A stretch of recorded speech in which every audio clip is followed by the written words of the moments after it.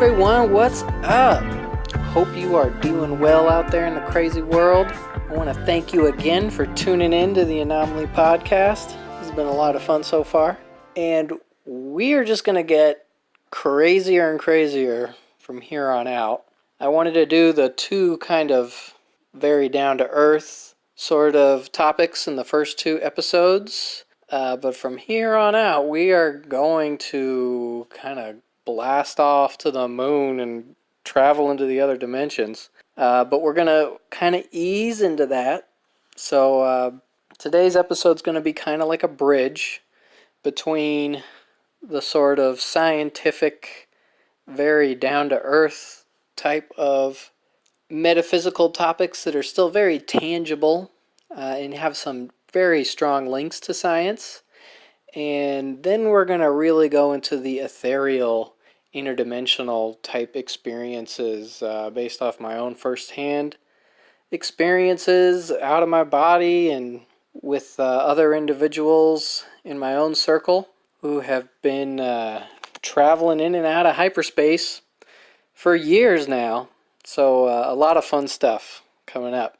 But today, in the here and now, we're going to look at the Consciousness Network and Synchronicity. I wanted to put these two together because they are very much directly connected with one another, and they actually help us to understand each topic. Understanding the Consciousness Network helps us to better understand how synchronicities work, and vice versa. So just to quickly describe what I'm talking about, Consciousness Network, we could think of it as the subconscious. And this is the subconscious of the individual and the subconscious of the entire human race. Our conscious mind is the day-to-day, like, oh, I got to do the dishes, better eat a sandwich and not go hungry, my stomach is grumbling. Just the sort of day-to-day, oh, here, let me put one foot in front of the other and I'm walking, Or just talking to a friend, having a conversation. This is conscious. Now the subconscious is running in the background. These are influences and emotions that sort of bubble up to the conscious mind, but kind of operate in the background where we sort of don't even notice it. And the subconscious, I believe, is linked to a very wide array of signals. You could think of it like a radio. Technically, the radio is connected to all of the different radio stations at the same time, like that antenna is picking up all of the radio signals. That's the subconscious, is the whole spectrum of all of this information. And then the conscious mind is that particular radio station that we are tuned into in that single moment.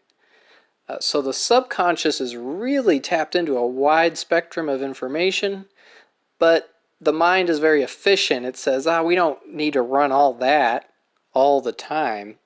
Let's just focus on what we need for the here and now as the conscious state of mind.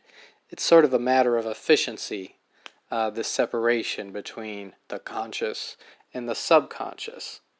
In synchronicities, that's sort of the New Age term. We could also call them coincidences. And, I'm not so far out that, some people say there's no such thing as a coincidence.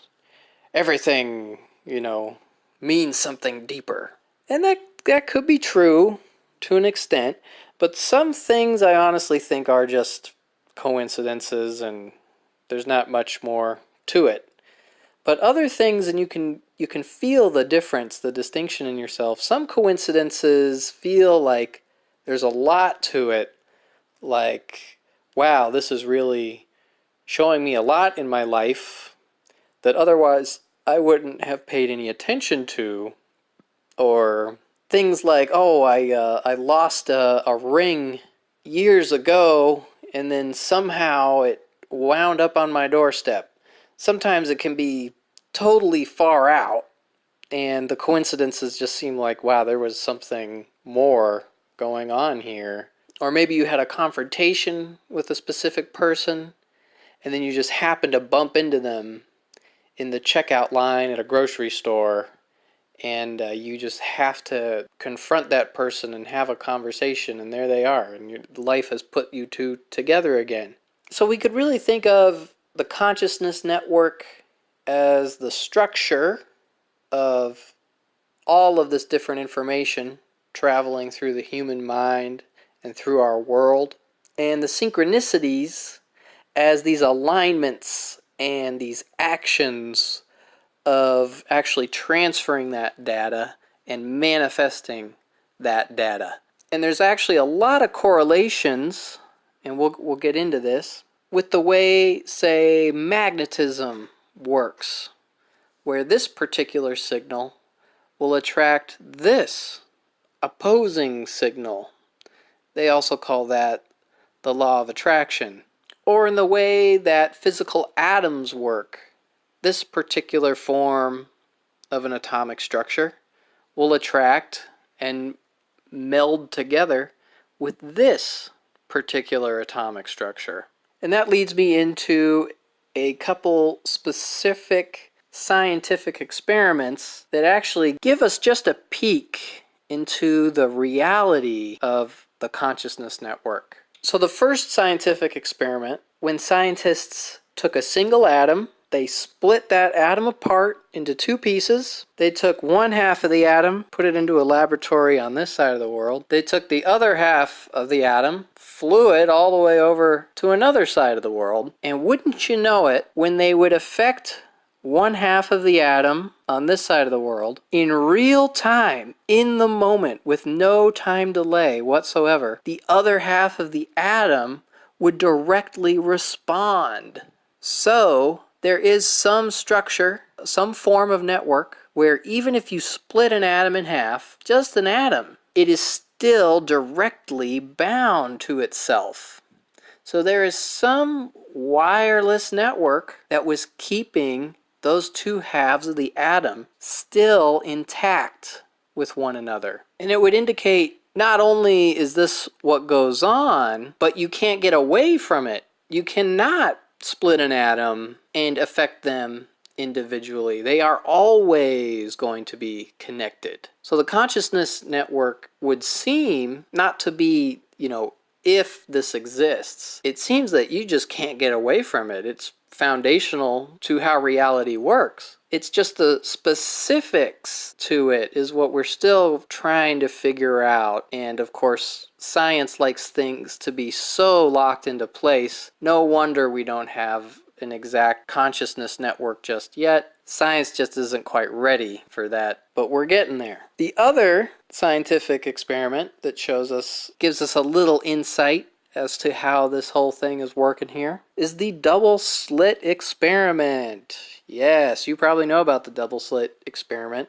I love this thing. I love it when science just goes for it. Sometimes there's these amazing scientists out there who will kind of dip into the mystery a little bit, and I really admire that impulse behind science. Typically, science wants to sort of shut out magic and say, no, it's not magical, it's scientific. We can explain how the sun works. That takes away all the magical properties of how crazy and insane a sun really is. Or life in general, or evolution, we can explain it, so there. No magic. But it's still magic, these are things whip up into existence, and it's all atomic, and things mate and reproduce and create copies of themselves. There's these delicate ecosystems. This stuff is magic, man. Science, whether you like it or not, this stuff is mystical. But they just can't deal with that, and, I respect their turtle shell, and they could just stay in there. That's fine. Science will have to come around one day or another, so patience is a virtue. Anyway, with the double slit experiment, this is so cool. The way that this worked is they created these tiny openings when waves would be shot through this atomically small opening. This is the slit in the double slit experiment. Waves would create a specific pattern signal on the other side of the opening. So they shoot waves through there. The waves would come through and hit a receiver. And the sensor receiver could tell, okay, these are waves coming through this tiny slit. This is where the real magic happens. When the scientists would watch the waves shooting through the slit, the waves would turn into particles. This is the same stream signal of waves being shot through this atomically small opening. And when no one was looking, the sensor would pick up waves are coming through, wave information. This is creating a splash of wave residue.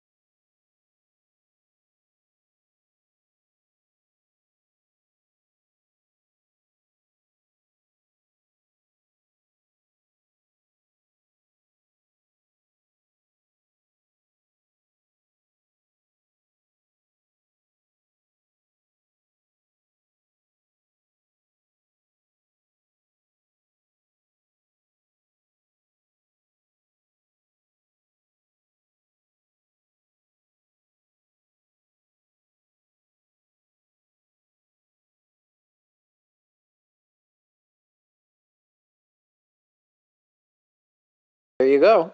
They even tried to trick the experiment, and they used a camera. They used a camera to record the waves. They thought, well, maybe if it's a camera, the waves will remain waves. But the waves somehow knew that they were being observed through the camera and behaved like particles. So to me, that is indicating there is a very delicate and conscious network that we are a part of that instantaneously can say, oh, something's looking at me. I need to behave as a particle, become particle matter that can be observed by the observer. Nobody's around, nothing's around to observe. All right, let's tuck this information into the background and let's just let everything behave as waves. I think, again, this is another matter of efficiency in our reality. Nothing's here to behold the subject. Subject can operate as a wave. As soon as that observer gaze shows up and is beholding the subject, pops into existence as the particle. And we would never know because whatever we're looking at, we're having that connection through our eyes, and we will always see a particle.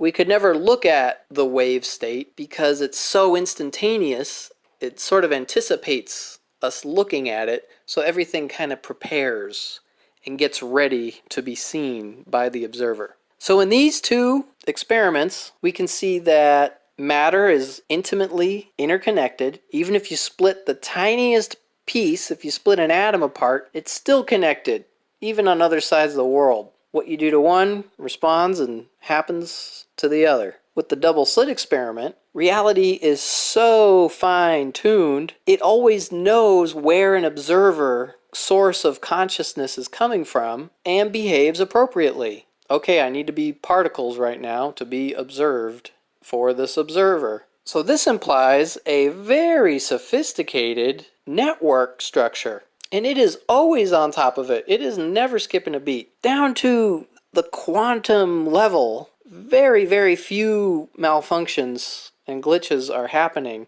If we think of this as like a software programming context, man, this is advanced stuff. Been this way for billions of years. It doesn't really need any big firmware or software updates. The graphics are incredible, down to the atomic level. The adventures, the role-playing games that you do, it's pretty heavy and pretty deep. The coding involved, thinking of the genetic codes and the scale of everything. This is some very advanced technology to the point where we don't even see it as technology. We're sort of so deep in it, so adapted to it, it's just another day in the neighborhood for us. So it would appear as though, and science would agree, there is a very sophisticated wireless network between the particles and consciousness. And it's always running in the background. It's always keeping everything pulled together. The subject is always observed when the observer is around, and it falls back into waves when there's no one to behold it to save on energy. Or for whatever reason, maybe it's not to save energy. I think it's to save energy. That's what would make the most sense. But either way, this wireless consciousness network appears to be inherent to the reality around us. So that's the consciousness network. Now let's get into synchronicity. I always like to work from a scientific ground and building up from that because it just feels more solid.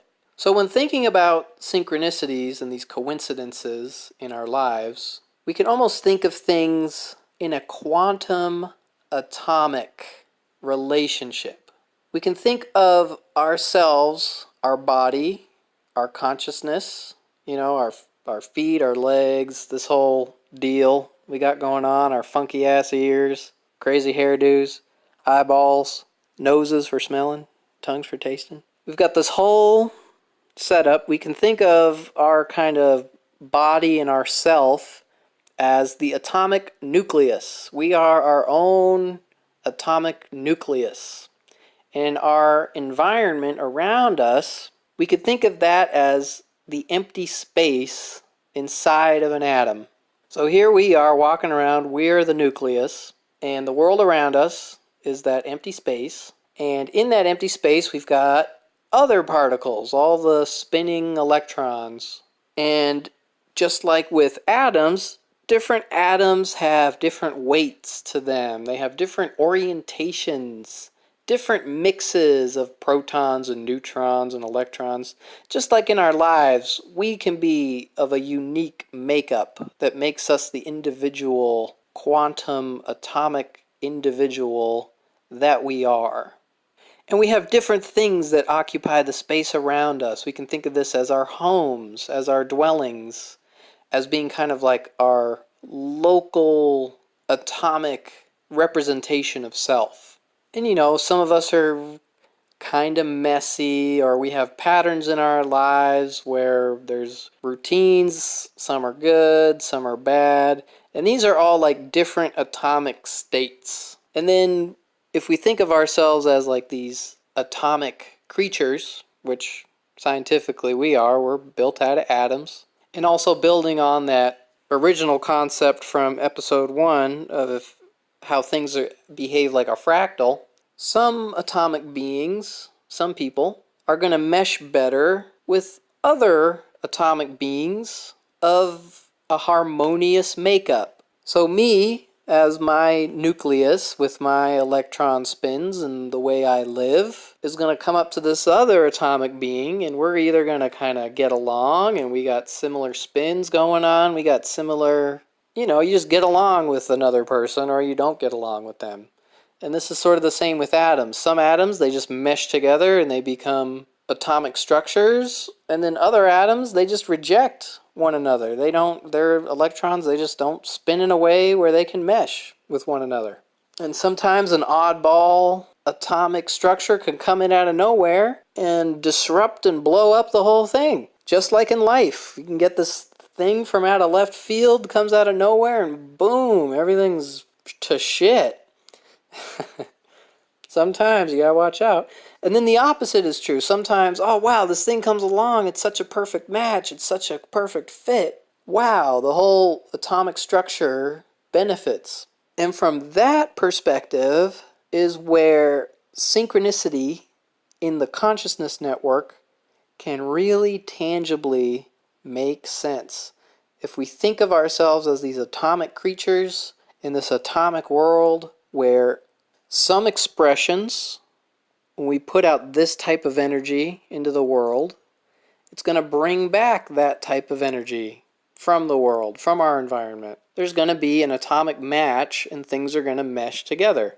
And then the same for the opposite. This type of expression is going to break it apart. It's going to sever it apart and things will push away from one another. Just like with magnetism. This pole, North Pole, is going to match with the South Pole. They're going to come together. But these two others, you try to put those together, they're going to naturally repulse away from one another. Consciousness and our emotional expressions works the same way. And when you get into consciousness and quantum, atomic structures, and sort of seeing the world this way, it's not this strict duality of plus and minus like with magnets.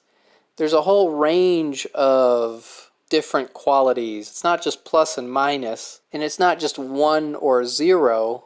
It's 0.33214 or minus 0.16672. It's a very delicate series of gray areas that all get taken together at the same time, that all play off of one another at the same time. And this makes up the complexity of our lives. So now let me give a couple of examples of how we then see this actually play out in our day-to-day life. And I'm sure, people who are listening to this podcast have noticed some of these alignments that seem to kind of pop up out of nowhere sometimes. And it really we take notice of it, like, wow, that seemed like a little bit more than a coincidence. That lined up pretty exactly. And just what is up with that?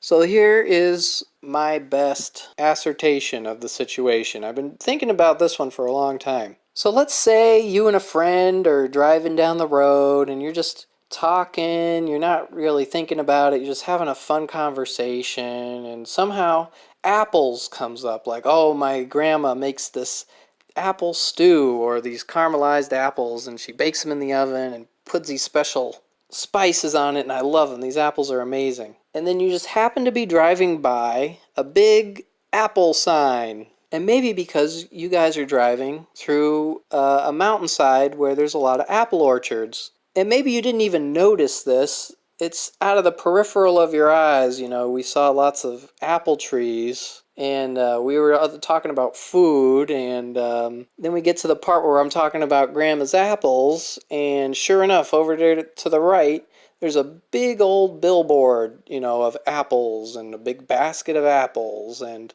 there it is, and we look over there and like, oh, that's funny, we just happen to be talking about apples.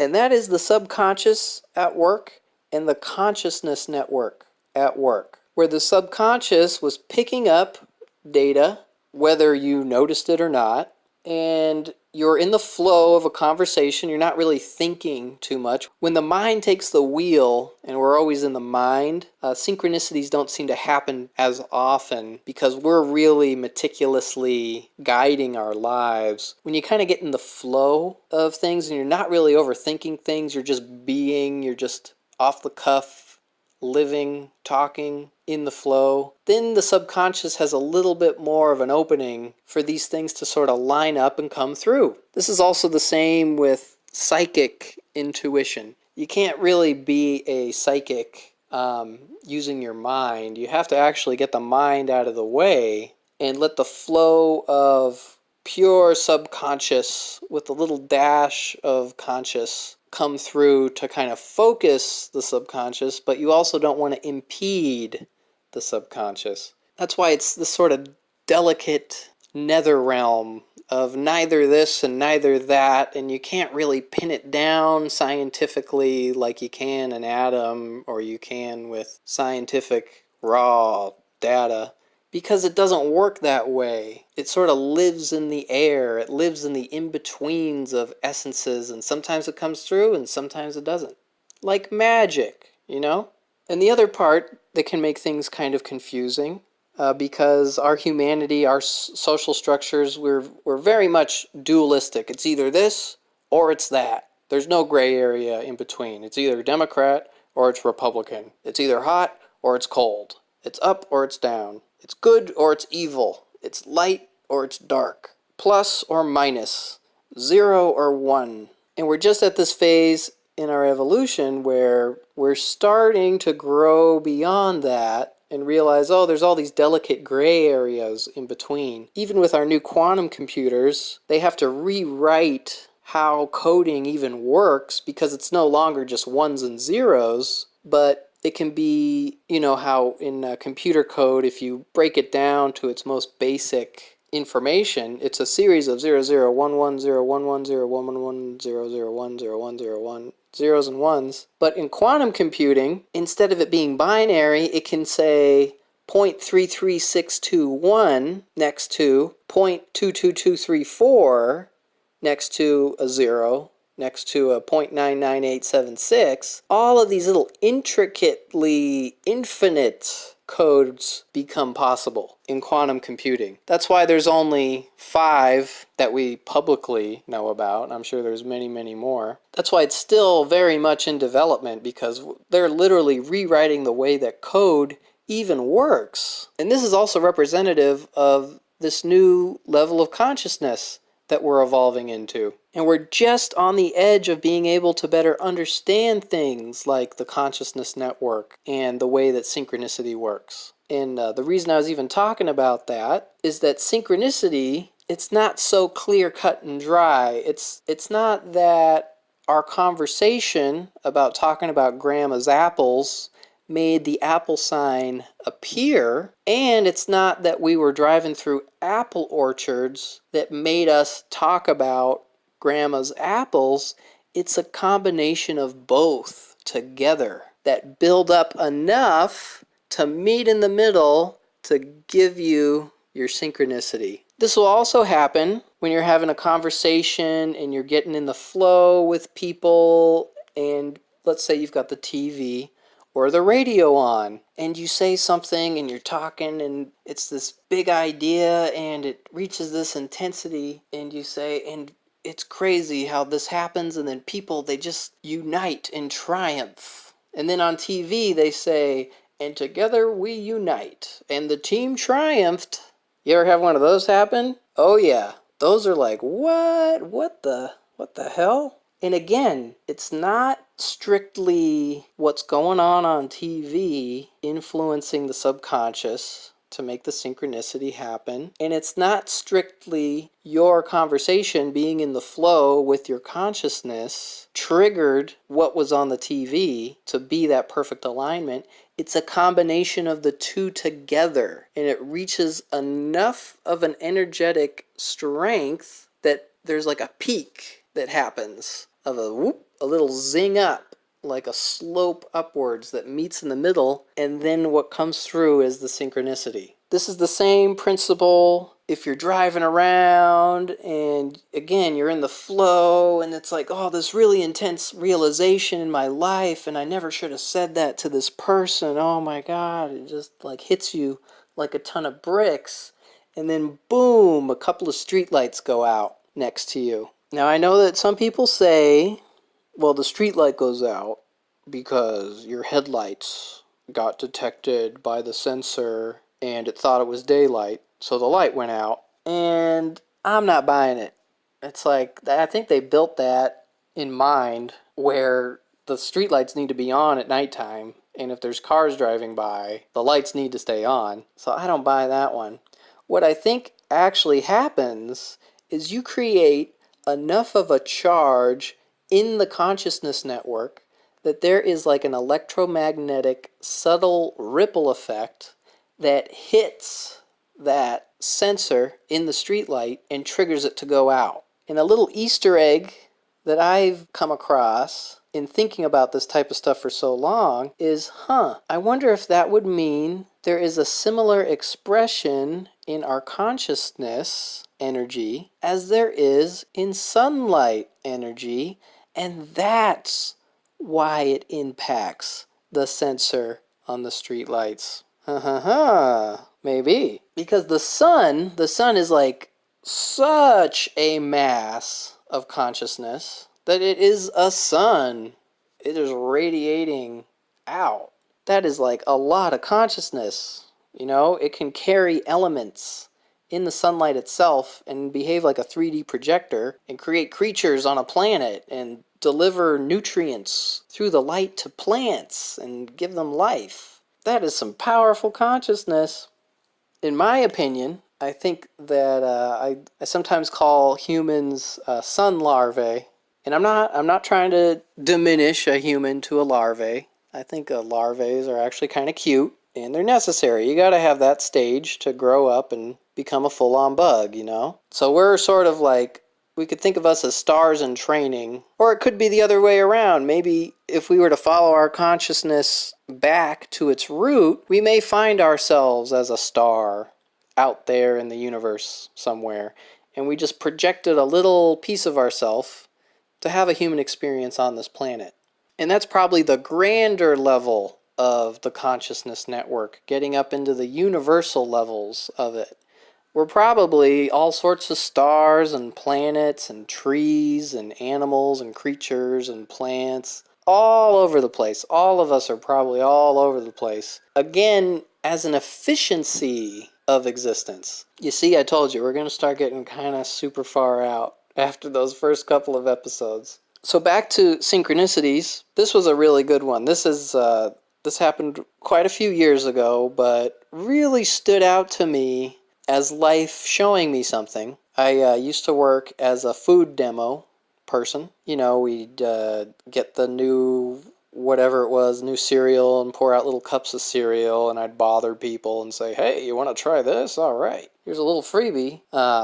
We did asparagus one day. That was really fun, cooking up asparagus in the middle of a grocery store and giving a little piece of asparagus. I was spicing it up so good. The whole place smelled like asparagus. Anyway, I'm standing there doing the food demoing, and I'm in front of the bread aisle.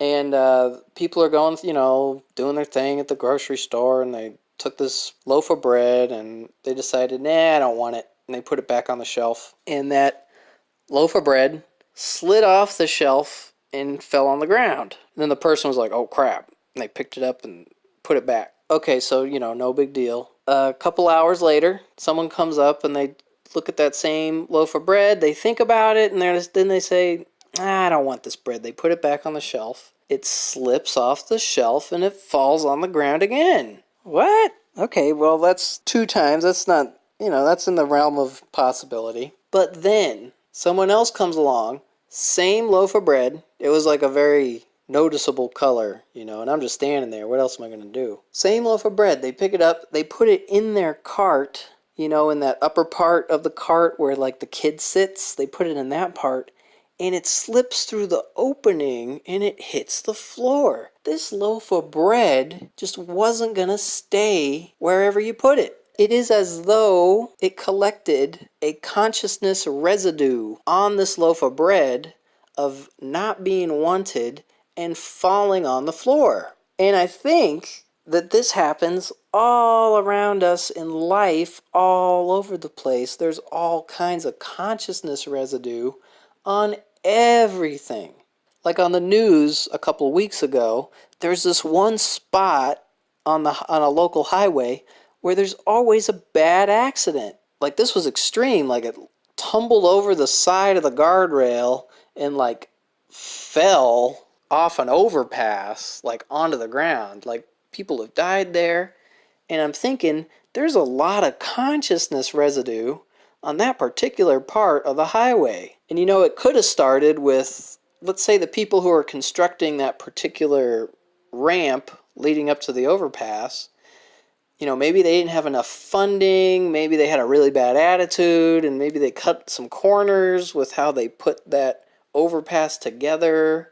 Perhaps from its very onset, there had just been bad vibes in that particular section of the road, and it just got worse and worse and worse and worse. You could think of it like standing water, where water pools up in a certain spot, it can't go anywhere, it becomes more stagnant, it becomes more dank, you get a lot of creepy crawly bugs, and it sort of gets more and more disgusting. Consciousness can work the same way. That's why it's so important to kind of clean house, like literally clean out our spaces, dust those shadowy corners, get the cobwebs out of there, because there is a direct correlation with our space, with our consciousness, with our state of being. I got to take my own advice on this one, because we are atomic beings living in an atomic quantum world. Everything around us is interconnected. We're all having subtle impacts on one another. We're all having subtle impacts on the consciousness network, on the subconscious. There's no getting around it. It's just, this is how these things work. You split the atom, you take the smallest piece of something you can possibly imagine, you take it as far away as possible, you mess with the electrons over here, the electrons are going to react exactly on that other half of the atom. No matter what you do, cannot get around it. And so, I'm going to go ahead and wrap this one up. This is going to be a little bit of a shorter one. As we become more aware of the consciousness network and these synchronicity alignments in expressions and in our energy, we can actually start to interface with synchronicities in the consciousness network consciously. And it's a little bit of a magic trick, because on purpose, you have to push the mind aside a little bit, actually as much as you can, and to be in the flow on purpose with just a touch of conscious perspective on there to kind of guide our engagement with our world and our life and the consciousness network, but not so much where we get in our own way. You know, that whole idea of how we can be our worst enemy. Our conscious mind becoming very manic and meticulous and like a control freak with like a super hard grip on our life, and it's got to be this way, and it's got to be nuts and bolts, and it's got to be, you're going to end up creating this energetic momentum for yourself where things are going to keep getting in your way, and things are going to keep being like walls up, and you will lock yourself in a box of, it's got to be this way, this particular way, because my mind, it says so, because I need this control, and I need this, and then that's what gets attracted in your life, and those are the type of people that end up being a match for your circle of engagement. So when we recognize that consciously, we can loosen our grip a little bit, we can be in the flow of things, and just like what I'm trying to do with this podcast, I'm trying to just kind of plant some seeds out there, share with some like-minded individuals the things I would be into hearing about.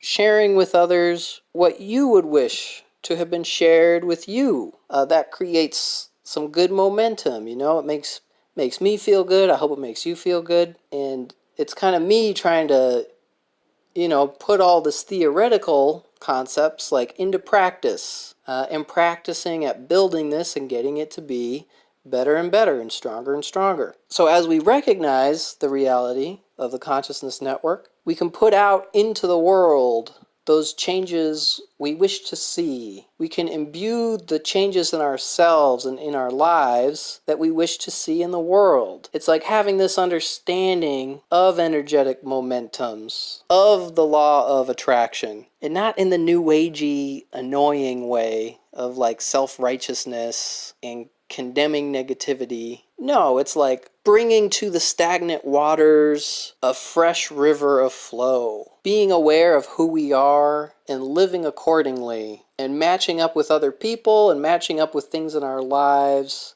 according to what feels right to us. And doing this consciously. Then you can start to actually tap into your subconscious deeper and deeper, more consciously, but not too much where you get in your own way. And that is basically it. That's it for this episode.